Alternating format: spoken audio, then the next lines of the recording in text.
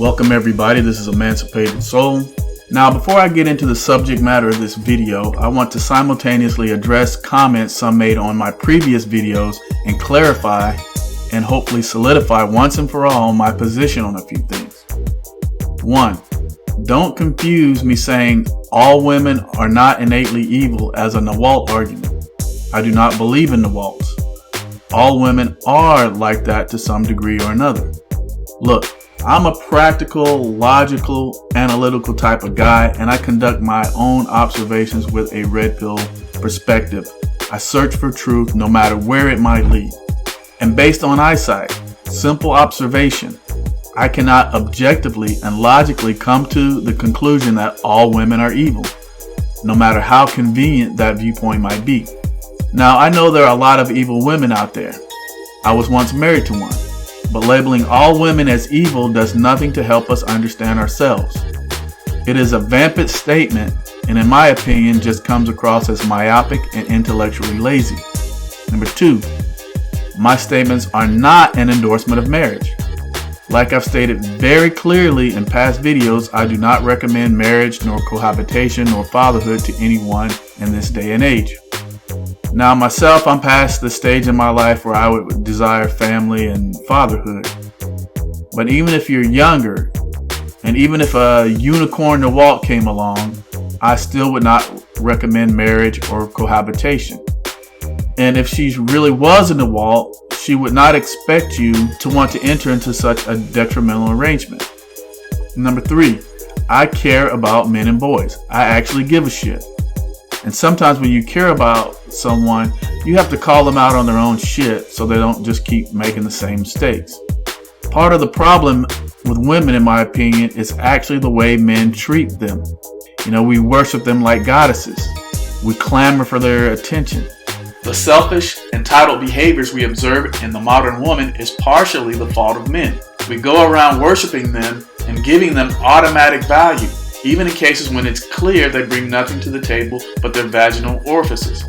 Then we act surprised when they actually walk around with a sense of self-entitlement and believe themselves superior to men, even though our society, which affords them the comforts they see as their rights, was built with the blood and on the backs of men. But even worse is that we elevate them while simultaneously denigrating our fellow men. In some cases, we even fight and kill other men for what? But that's the power that women have, the power that men give them. And some of us then go around angrily dismissing and labeling all women as being evil for regarding us as disposable utilities. How can we expect women and society as a whole to value and respect men if we don't even give a shit about ourselves, about our fellow men? Like I said, you can agree, disagree with me on that. We're entitled to our own opinions, but that's all I have to say about that all women are innately evil nonsense. Alright, let's move on. Now let's talk about one of the major issues that face men going their own way. And that is the issue of loneliness or isolation. By nature, we are social creatures. Yet for those of us who have taken the proverbial red pill and thus had our eyes opened, our knowledge and relatively unique perspective on life makes it difficult to find like-minded individuals with whom to interact with. Our culture tends to cater to the traditional relationship model and gender stereotypes. And males who don't conform to this coupling model are looked upon with judgment and suspicion and are often socially ostracized. So how, and more importantly, when does this social isolation start and what are the consequences? In Western culture, it appears to start well before adulthood. I'm going to play you a clip from a presentation given by Niobe. I hope I'm pronouncing her name right. But no, Niobe is a professor of developmental psychology at New York University. Over the past couple of decades, Professor Wei researched the social and emotional development of boys by conducting longitudinal studies of hundreds of boys from early to late adolescence. In the clip I'm about to play, she summarizes key findings from her research.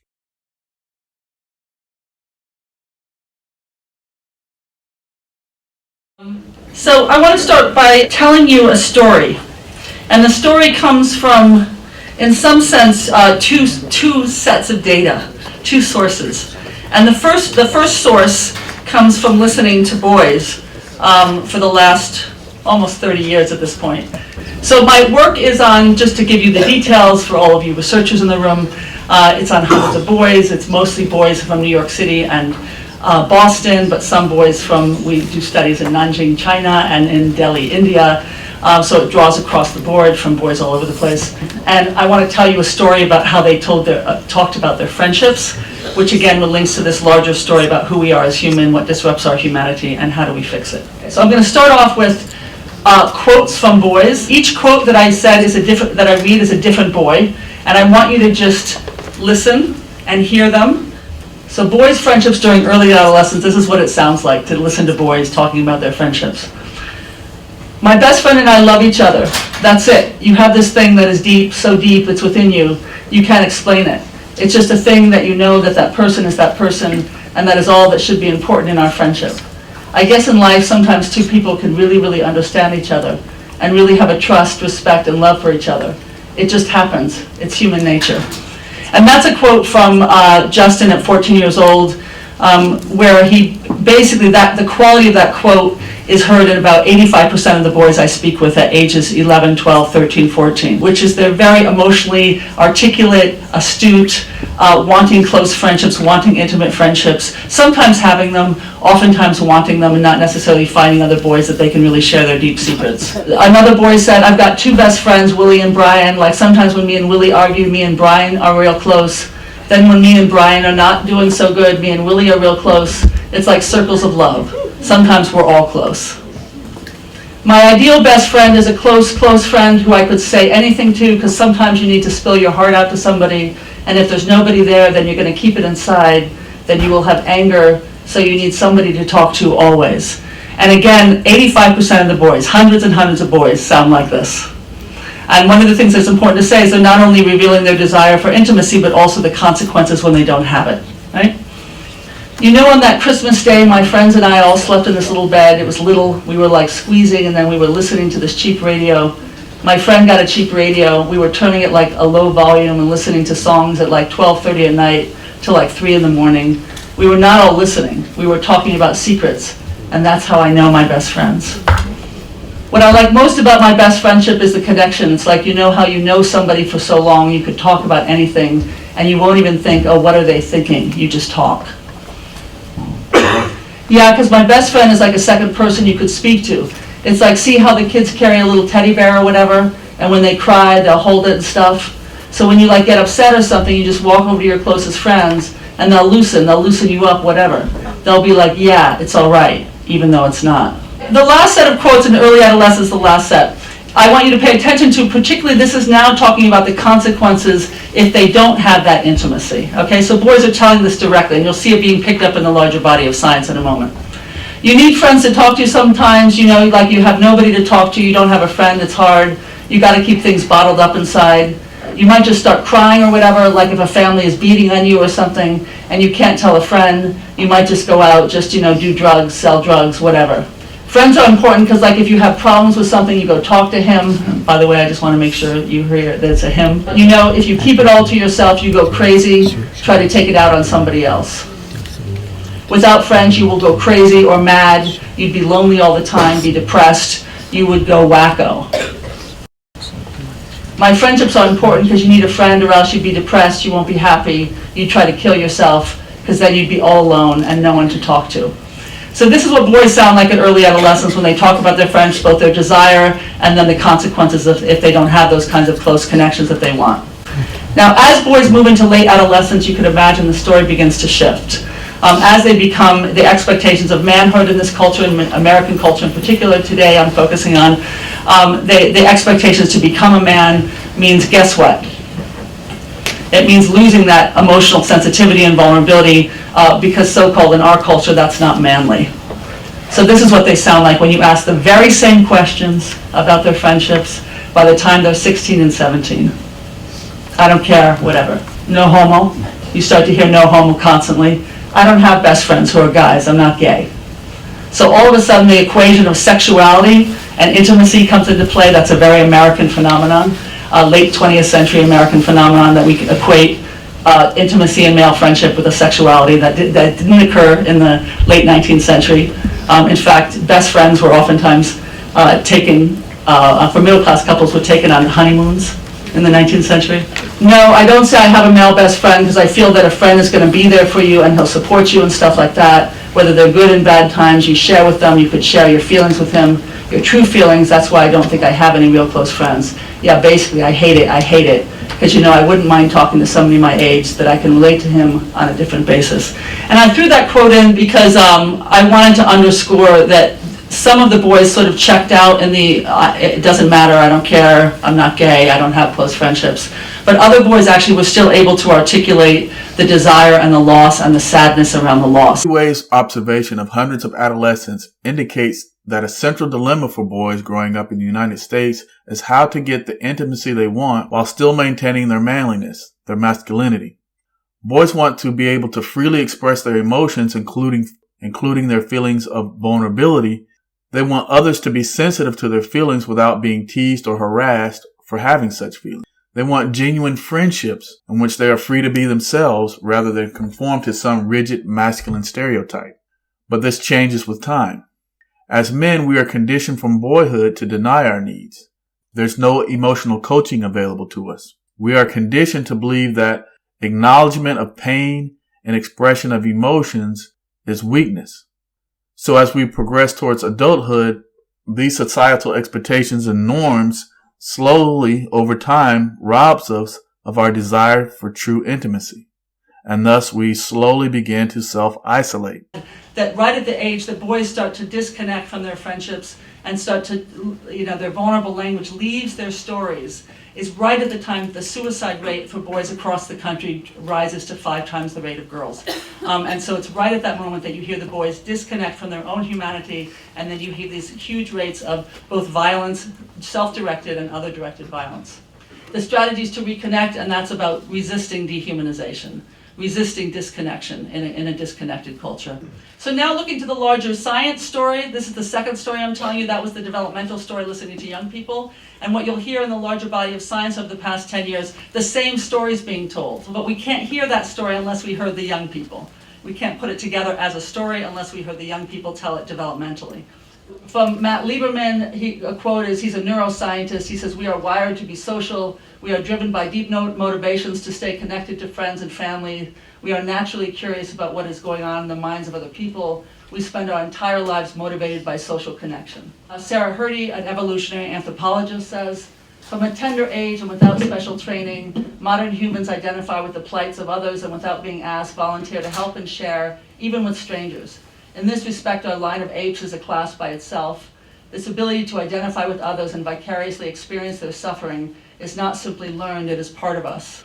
Our default position in our brain is in social mode. Our social well-being significantly shapes our mental, physical, and cognitive health.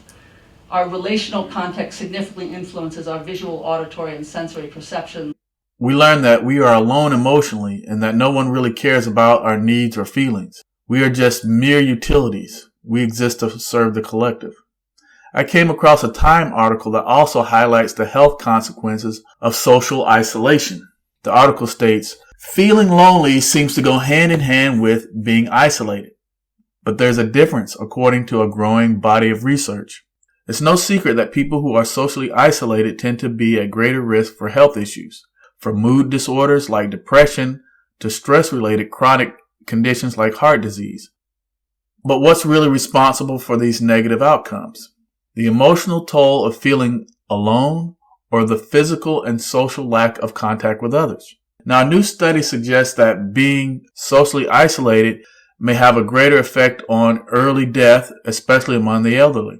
The research, which was led by Andrew Steptoe, a professor of epidemiology and public health at University College London, followed 6,500 British people over 52 from 2004 until 2012. The most socially isolated group were 26% more likely to die during the study period than those with the most active social lives, even after controlling for factors such as the effect of mortality like age and illness. In the US at least, social isolation has been on the rise for quite some time. Increased isolation is the root of a dramatic increase in the amount and frequency of depression in U.S. society. So that's what the article had to say. Although single women also suffer from social isolation, men tend to be much more socially isolated than women. Men tend not to have the same social networks for support as women do. Further, both the quantity and quality of social networks available to men are significantly less than those available to women. Traditional notions of gender emphasize the importance of men's independence, self-reliance, and strength. The importance of men's relationship with employment and workplace is also central to their identity. For some older men, this rises in a dilemma between their view of themselves as, quote, productive contributors to society and their present experience, say in retirement, of being, quote, unproductive or, quote, dependent. This results in men avoiding certain behaviors which they deem to be non-masculine, in particular admitting to problems, seeking assistance, or displaying emotion. These attitudes and beliefs exert a strong influence on men's behavior, including the tendency to self-isolate. Isolation has a definite effect on our health and happiness. That is clear. Also, as a consequence, our social skills and social health, i.e. number and quality of friends, can often suffer. And for various reasons, it's mostly men who end up self-isolating socially. This isolation has contributed to depression, reduction in cognitive function, and atrophied or weakened social skills, which in turn leads to more difficulty in making connections and leads to even more social isolation. I believe that these contributing factors is why we see a disproportionate amount of male suicides, 4 or 5 times that of females. So what might be some of the solutions? Well, one thing that comes to mind is increasing our emotional awareness and feeling vocabulary. As men, we tend to be limited in our ability to express ourselves emotionally. For example, superficial expressions of feelings such as sadness or anger might be at times be deeper and more aptly expressed as despondency or feelings of betrayal. Also, we need to understand our motivations, what drives us, as well as be able to identify the root causes of our feelings and our emotional triggers. Although a major step in the right direction, simple awareness is not enough. We must be willing to open up and share our feelings, our pain, our grief, our hopes, our fears, especially with other men. This is where establishing and maintaining close male friendships comes into play. We need to build support networks, and this takes a great deal of courage. It can be risky.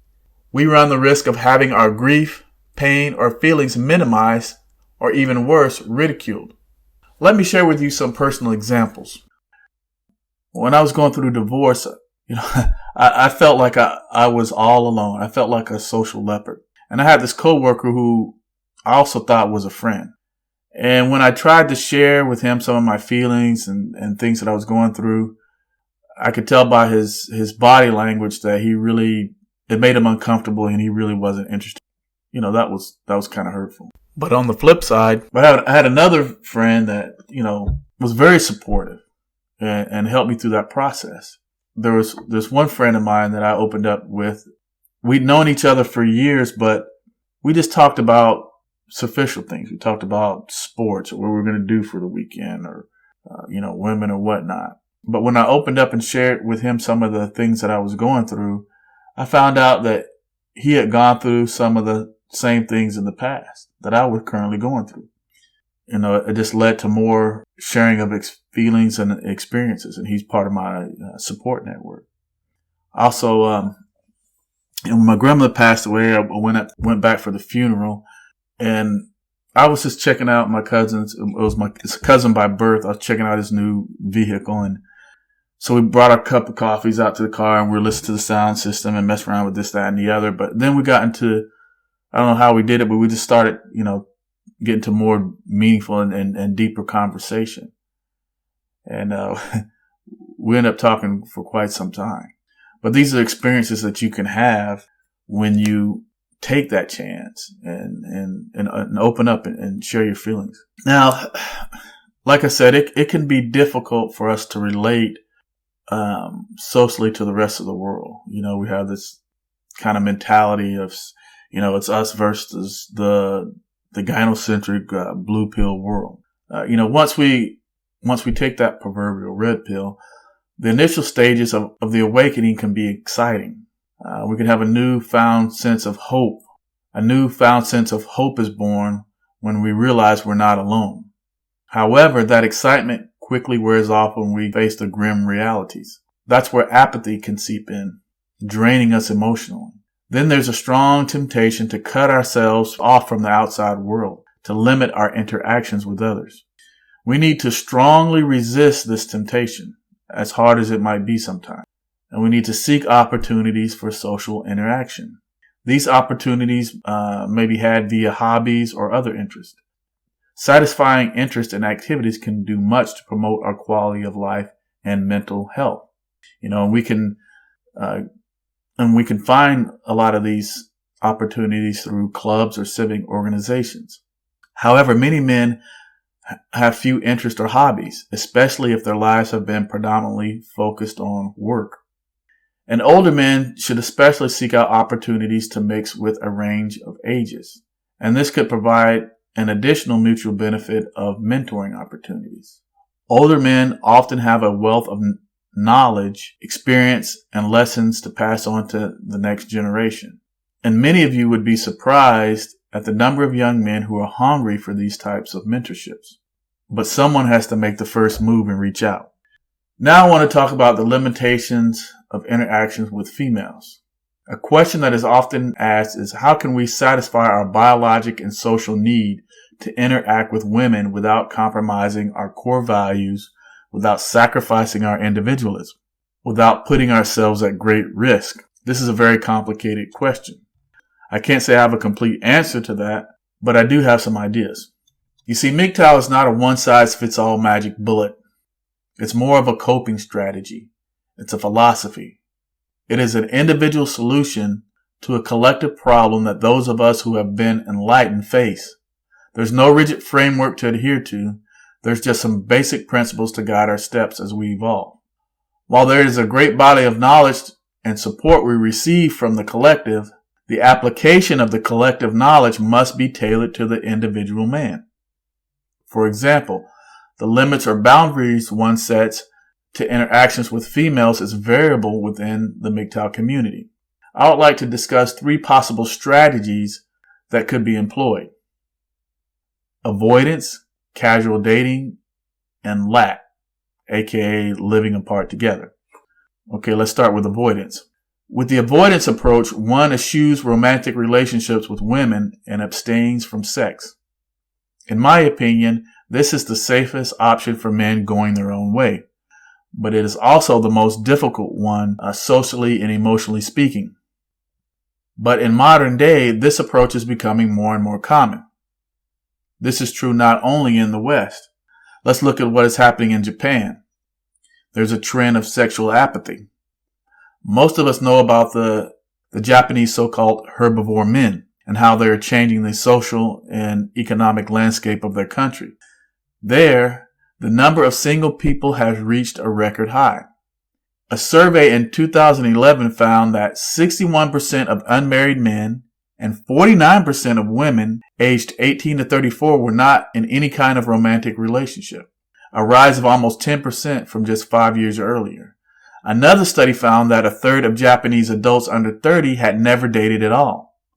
Although there has been a pragmatic separation of love and sex in Japan, a country mostly free of religious morals, sex fares no better. A survey by the Japanese Planning Family Association, JFPA, found that 45% of women ages 16 to 24 were not interested in or despised sexual contact. More than a quarter of men felt the same way. However, the avoidance option may only be a temporary solution for some. An old friend of mine who had once been divorced once gave me one of the best pieces of advice shortly after my ex-wife and I separated. He told me not to even think about getting into a relationship with another woman for at least 18 months. Fortunately, I took that advice, and I'd recommend the same thing for those who are suffering from a recent breakup. You see, time by yourself can be used to gain valuable insight into your core values and motivations. Introspection is a great thing. You identify lessons learned. Also, you learn to enjoy your own company. You learn that the choice between being in a relationship and being lonely is a false dichotomy. Being single or alone doesn't necessarily equate to being lonely. Some of us are afraid to travel or even go to a movie by ourselves. If you learn to enjoy your own company, I believe you'll truly never be lonely. Casual dating. I'm not going to talk too much about this. In my opinion, casual dating is the most problematic of the three possible strategies I'm going to mention. What I mean by casual dating is kind of, the PUA hookup culture. Hooking up with a woman we hardly know carries numerous physical, legal, and financial risks, which I won't get into here because I feel that those risks have been sufficiently covered by myself and others. But I will add that there is also negative psychological effects of the PUA hookup lifestyle. LATs, living apart together. It's a term used to describe couples who have a long-term intimate relationship but maintain separate residences. According to Wikipedia, LAT couples account for approximately 10% of adults in Britain, a figure which equates to over a quarter of all singles, i.e., those not married or cohabitating. Similar figures have been documented in other developed countries. For instance, in Australia, Canada, and the U.S., representative surveys indicate that between 6 and 9% of the adult population has a partner who lives elsewhere. From this perspective, LAT couples can pursue both intimacy of being a couple and at the same time preserve their autonomy. LAT couples may have the same expectations about commitment and fidelity as married or cohabitating couples, while other LAT couples may deprioritize or place less emphasis on the romantic aspect of the relationship and instead place more importance on friendship. Motivations for choosing to live as LATs are often complex. For example, one partner might wish to preserve a family home for the existing children and avoid issues of trying to blend families or households. Me personally, I think that's a great idea. If you have children, so-called blending families, it usually doesn't work out very well. Now, others, they might welcome the autonomy and space of living the LAT lifestyle. Sometimes the preference for the LAT lifestyle can have a defensive motivation, such as the emotional desire to avoid the reoccurrence of a failed, unpleasant marriage or cohabitating relationship. There are various articles on LATs, which I'm not going to delve into. Research and reading is easy enough to do on your own. But rather, I'd like to read some statements that actual LATs have made in the comment section of these various articles, which I will link to a couple of these articles in the description box. Ephemeral from Northern California wrote, "Men and women do not fit together that easy and never ever have. I personally cannot imagine being with someone every day no matter what the circumstance. Intimate romantic relationships are important in life and yet are not the totality of existence. I am pleased that many are following their inner instincts and seeking out a wide variety of options. Now it is all going to make people's lives much easier and fulfilling. There will be blended families, new relationships of all varieties, and it is going to de-stress a lot of lives. Everyone wins. Organic common sense, finally." Peter from Wisconsin writes, "There's lots of stupid rules people impose upon themselves to prove that there is, quote, love, and one is that you have to live in the same house." Gene from Western New York writes, "I must say that there is a bit of envy here. For the past 8 years, I have shared my home with my longtime 40-plus year partner. Previous to that, we had separate homes and spent weekends together. I sorely miss the quiet, the solitude, and the freedom of being alone." Leo K. from San Dimas, California writes, "It took me a few years to get used to living single after a divorce that was not my idea, but now I don't want to live any other way, involved with someone or not. I spend my evenings in complete peace and privacy. I pick up, I clean up when I want, and I don't have to argue with someone whether a guitar amplifier is appropriate for my living room. It's there because I use it and I like it there. The end. A girlfriend can say what she wants about it. It is my place and she has her own to decorate as she likes. And I don't have to care if hers is way too fussy for me. There's a downside financially, but to live with constant compromise on everything is not worth saving a few $100 a month."